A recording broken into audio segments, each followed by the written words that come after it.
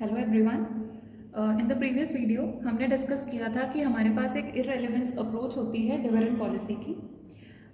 और उसके अलावा उसके अंडर हमने डिस्कस किया था कि हमारे पास एक रेजिडुअल अप्रोच है जो कि एक इंटायरली थ्योरेटिकल पार्ट है, और एक एमएम हाइपोथेसिस है या फिर एमएम अप्रोच है जिसके थ्रू मोदगिलानी एंड मिलर ने ये प्रूव किया है कि हमारा जो डिविडेंड है उसका वैल्यू ऑफ फर्म के ऊपर कोई भी इम्पैक्ट नहीं पड़ता है। Now, based on that practical aspect, we are going to solve one question on the MM approach. The question says, ABC Limited currently has capitalization rate of 10%. अब क्योंकि आपने अभी कॉस्ट ऑफ कैपिटल चैप्टर नहीं किया है, so I am here making one point clear. Capitalisation rate होता है कि किस रेट पे आप अपनी कैपिटल को रेज कर रहे हो, मतलब मार्केट से उठा रहे हो फाइनेंस को, तो इसको बोलते हैं कॉस्ट ऑफ कैपिटल। तो ये आपका बन जाएगा K E. You need to be very particular, क्योंकि जो भी हम यहाँ पर चीज़ें पढ़ेंगे ये वही पार्ट्स है जो हमने फॉर्मूले में अप्लाई करने हैं। So ABC limited currently has capitalisation rate of 10%. It has currently 5,000 outstanding shares at ₹100 each. At present उसके पास ऑलरेडी 5,000 शेयर्स हैं। अब हमने जब प्रीवियस क्लास में फॉर्मूला डिस्कस किया था तब एक पॉइंट किया था कि जो भी शेयर्स ऑलरेडी एक फर्म के पास होते हैं उनको एक टर्म से डिनोट किया जाता है, और उस टर्म का मीनिंग है एन, या उस टर्म का नेम है एन। तो जितने भी शेयर्स आपके पास ऑलरेडी इशूड है, 5,000 शेयर्स हैं, तो वो हमारे लिए टर्म बन जाएगा N. Now the value of shares is ₹100 each. आपको 100 रुपीज़ उन पर्टिकुलर शेयर्स की जो ऑलरेडी पड़े हैं उसकी वैल्यू बता दी गई है। अब एक पॉइंट हमने किया था कि एक आपके पास वैल्यू होगी पीओ की, P0 और PO और P0। अब ये भी क्या है, वो शेयर्स की वैल्यू जो ऑलरेडी है या प्रीवियस ईयर से शेयर्स की वैल्यू जो आप ब्रॉड फॉरवर्ड करके आए। तो अभी तक हमने इन दो लाइंस में 3 चीज़ें कवर की हैं। एक आपका कैपिटलाइजेशन रेट है जिसको हम KE कहते हैं, एक आपके पास ऑलरेडी नंबर ऑफ शेयर्स जो आप इशू कर चुके हो वो वैल्यू है, मतलब 5,000 शेयर्स, और उन ऑलरेडी एग्जिस्टिंग शेयर्स की जो वैल्यू आपके मार्केट में चल रही है वो है 100 रुपीज़ ईच। तो PO हो जाएगा आपका, या P0 हो जाएगा value of shares at the end, at the starting of the year, क्योंकि पिछले साल से ही आप कुछ शेयर्स इस साल लेके आए। Next line. The firm is contemplating a dividend of ₹6 per year at the end of current financial year. अब फर्म क्या कर रही है, एक डिसीजन ले रही है कि वो इस साल के एंड में ₹6 का डिविडेंड पे करेगी। अब हमने एक टर्म की थी, क्योंकि अब ये डिविडेंड है, ये तो क्लियर है कि ये डिविडेंड हमने पे करना है। अब हमने जो प्रीवियस लेक्चर में 2 टर्म्स की थी कि एक आपके पास होता है D0, D0, और एक होता है D1। D0 होता है वो डिविडेंड जो आप पिछले साल का पिछले साल के ईयर का पे कर रहे हो, मतलब स्टार्टिंग का पार्ट, और D1 होता है जो आप इस साल के एंड में पे करने वाले हो। अब इस लाइन से हमें ये क्लियर हो रहा है कि ये वो डिविडेंड है जो आप इस साल के एंड में पे करोगे। The firm is contemplating a dividend of ₹6 per share at the end of current financial year. इस साल के एंड में पे किया जाएगा, तो इसको बोला जाता है D1। नेक्स्ट है, the company expects to have a net income of ₹50,000. अब कंपनी कह रही है कि उसके जो अर्निंग्स हैं या उसकी इनकम है वो 50,000 है, वो एक्सपेक्ट कर रही है। अब इनकम क्या होता है, आपकी अर्निंग्स होती हैं, और हमें फॉर्मूले में अर्निंग्स हमने किस वर्ड से या किस अल्फाबेट से डिनोट करनी है, ई से, तो ये आपकी अर्निंग्स हो जाएंगी। And has a proposal for making new investment of ₹1 lakh. हमने इन्वेस्टमेंट करनी है और उस पर्टिकुलर इन्वेस्टमेंट की वैल्यू क्या है, 1 लाख। इन्वेस्टमेंट को आई से डिनोट किया जाता है। Show that under MM hypothesis, means under MM approach, the payment of dividend does not affect the value of the firm. अब आपको उस अप्रोच के अंदर ये प्रूफ करना है कि चाहे वो डिविडेंड पे करे या ना करे, डिविडेंड कौन सा, जो हमने ये पार्ट कहा है कि चाहे वो इस डिविडेंड को पे करे चाहे ना करे, कंपनी की जो वैल्यू है वो सेम रहेगी। अब हमने सारी की सारी चीज़ें यहाँ पर निकाल ली, जो भी हमने उन 3 फॉर्मूले में फिल करनी है। अब हमने इस पर्टिकुलर क्वेश्चन को सॉल्व करना है। अब सॉल्व करना कैसे है,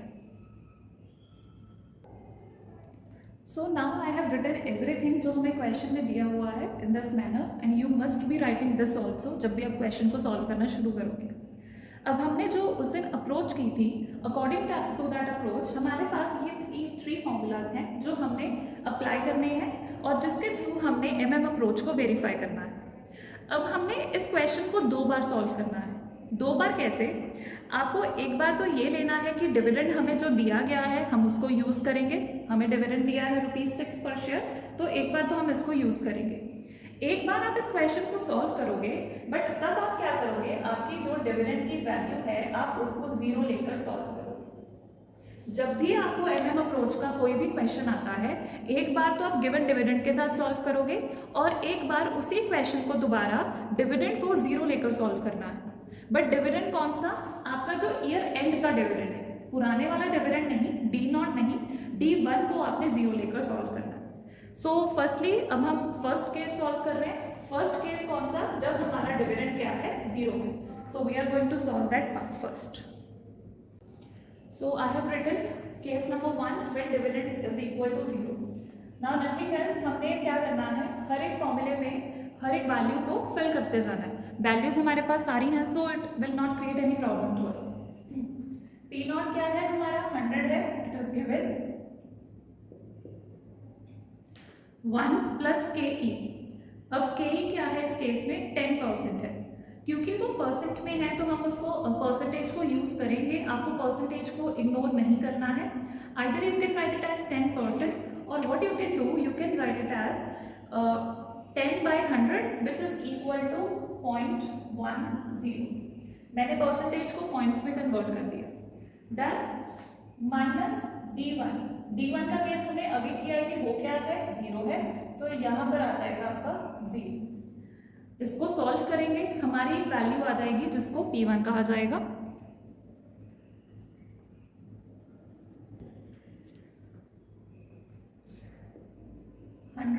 इंटू 1.1 माइनस 0 का कोई इम्पैक्ट नहीं पड़ेगा। So from here the value of P1 is equal to 110 rupees. आपके पास एक वैल्यू इस पर्टिकुलर फॉर्मूले के थ्रू आ गई। Now we will be using this value to solve this part, क्योंकि यहाँ पर हमने P1 ही यूज करना है। Again start filling the values in the second formula. आई हमारे पास है 1 लाख, गिवन था क्वेश्चन में कि हमने 1 लाख की इन्वेस्टमेंट करनी है अभी, so we are using that part. Then next हमें बोला गया है माइनस ब्रैकेट्स ई बताया गया है कि 50,000 है क्वेश्चन में, माइनस एन यूज करना है। एन भी हमें बताया गया था कि वो 5,000 है, हमारे पास 5,000 आउटस्टैंडिंग शेयर्स थे। मल्टीप्लाई सिर्फ ये टर्म हो रही है, सिर्फ एन मल्टीप्लाई हो रहा है D1 के साथ। D1 इस केस में हमारा क्या है? 0 है, तो हम क्या करेंगे, यहाँ पर 0 मल्टीप्लाई कर देंगे, bracket close, divided by P1 हमने अभी कैलकुलेट किया है 110। So we will be solving this part which is equal to, ये आपका रहेगा 1 लाख माइनस ये पूरी की पूरी टर्म 0 हो जाएगी। वाई 0? क्योंकि ये 0 से मल्टीप्लाई हो रहा है तो वो 0 टर्म आ जाएगी। तो इसको पूरे का पूरा जब आप सॉल्व करोगे, आपका जो टोटल आंसर आएगा दैट विल बी 50,000 बाय 110। अब आप इसको पॉइंट्स की फॉर्म में भी लिख सकते हो, आप इसको फ्रैक्शन की फॉर्म में भी लिख सकते हो, it is up to you. अब क्योंकि हमने ये प्रीवियस लेक्चर में अगेन ये किया था कि एम का मतलब क्या होता है। एम का मतलब होता है कि कितने नंबर ऑफ शेयर्स अभी आपको और इशू करने चाहिए। तो आप इसको रुपीस की फॉर्म में नहीं लिखोगे, हम इसको शेयर्स की फॉर्म में लिखेंगे कि हमें इतने नंबर ऑफ शेयर्स और चाहिए, क्योंकि इसके यूनिट्स ही शेयर्स हैं। So you need this much new shares जो आपको अपनी न्यू इन्वेस्टमेंट के लिए रिक्वायर्ड है। डन। अब हमने क्या करना है, सारी की सारी वैल्यूज अब फिर से हम इस पर्टिकुलर फॉर्मूले में फिल करेंगे। n प्लस m भी है हमारे पास, m हम अभी कैलकुलेट कर चुके हैं, P1 भी हमने फर्स्ट पार्ट में कैलकुलेट किया है, I and E are given to us, 1 plus k भी हमें क्वेश्चन में गिवन है। So we just need to fill all the values in the formula. So by filling the different values in this formula, the value of the firm which we are getting is ₹5 lakhs.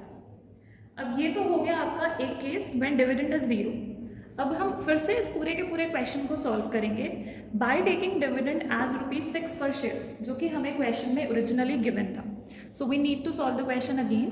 Take your time, pause this video and solve the part again and then match your answer with me. Now here you can notice कि मैंने case number 2 लिखा है. Now here you could notice कि मैंने case number 2 लिखा when d1 is equal to 6 और I have solve the question as p1 का मैंने पूरे का पूरा कॉम्पोनेंट सॉल्व किया है और वहाँ से मेरा आंसर आया है 104 by taking the value of d as 6. Then I use the value to calculate m और m में सारी की सारी वैल्यूज फिल की गई and then I got my answer as the number of shares 80,000 by 104. Answers different होंगे दोनों के दोनों केसेस में. मीन्स जब आपने पहला केस सॉल्व किया वहाँ पर आपकी p1 डिफरेंट आई थी, सो इट इज़ एक्सेप्टेबल. ऐसा होना भी चाहिए बिकॉज आप d की वैल्यू चेंज कर रहे हो. Now filling these 2 values in the last formula, जो हमारा वैल्यू का फॉर्मूला होता है, अगर हम उसमें सारी की सारी वैल्यूज फिल करते हैं सो लेट्स सी कि तब हमारी वैल्यू क्या आती है फॉर्म की. Now after filling the value, the new value, after filling all these values in this formula, I have got the same answer जो मेरा फर्स्ट केस में आया था. फर्स्ट केस में भी वैल्यू मेरी थी 5 lakhs और इस केस में भी मेरी वैल्यू ऑफ फर्म कितनी आ रही है 5 lakhs. So under both the cases, even if you are paying dividend, it hardly makes any difference on the value of the firm. This is called MM approach. हमने सब कुछ same use किया, formulas हमने बिल्कुल same use किए दोनों cases में, but still उस कंपनी की जो वैल्यू है उसके ऊपर नेग्लिजेंट इम्पैक्ट पड़ा है जब इवन आप 0 से 6 डिविडेंड की वैल्यू ले आए. So this was the case. Try it at your own. It is illustration number 1 of your book. Solve it. Thank you.